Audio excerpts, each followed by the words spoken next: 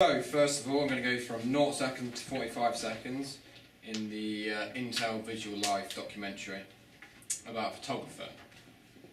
The documentary begins with a non-diegetic soundtrack whereby an acoustic guitar is played. This sets up the documentary in the sense that it unveils the personal nature of the film. The acoustic guitar is stripped back to the basics of a song, and therefore this connotes a personal element, as I just stated. Furthermore, this also confirms that the documentary is positive, as the upbeat instrument is played at a fast pace. This matches the close-up of a man walking through the streets at a fast pace, which connotes direction as well as intention. This provides a man with authority in the viewer's eyes, and this leads to an element of trust, which comes in handy later as the man is interviewed. The camera then cuts to a medium shot, this time facing the man. As he stops and turns, the camera stops and then panning right, following his field of vision again, before resuming the tracking. This is the first shot of the man's face, which heightens the interest levels of the audience. The camera then cuts to a change of scene. The man is now indoors, displayed in a big close-up, and this contrasts the previous shots. This is furthered by the soundtrack ending. This adds a personal sense to the documentary, appropriate as it is centred around the photographer. The diegetic speech matched the unusual shot choice, which frames from only his eyes to his chin, acts as an element of intrigue for the audience.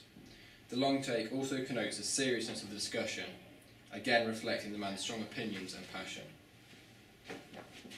A new soundtrack resumes, this time at a faster pace involving more instruments.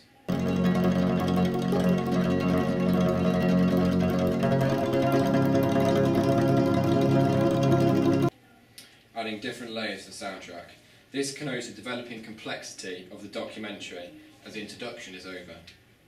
This is accompanied by another shot behind the man as he carries the prop of a camera along the street. The camera continues to track forward again, demonstrating the focus of the documentary.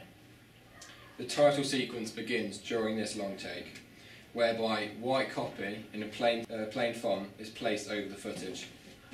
This makes the documentary seem very raw and personal, and connotes creativity, which obviously fuels the man's passion. Later on in the documentary, at 3 minutes and 3 seconds, the documentary moves to action scenes where the man is practicing his skills.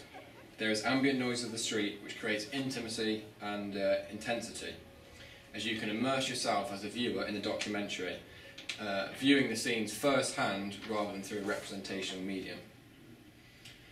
A medium close-up also allows this, and similarly enables the viewer to gain a personal insight, as the diegetic dialogue can clearly be heard.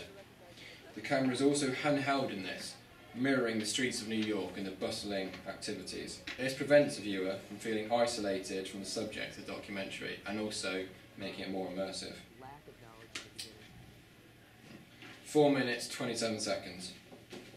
The medium shot commences as the music fades, and the photographer's voiceover begins, as he explains the history behind his style of photography. A soft focus is used here, and this connotes a movement away from the present styles and towards the past.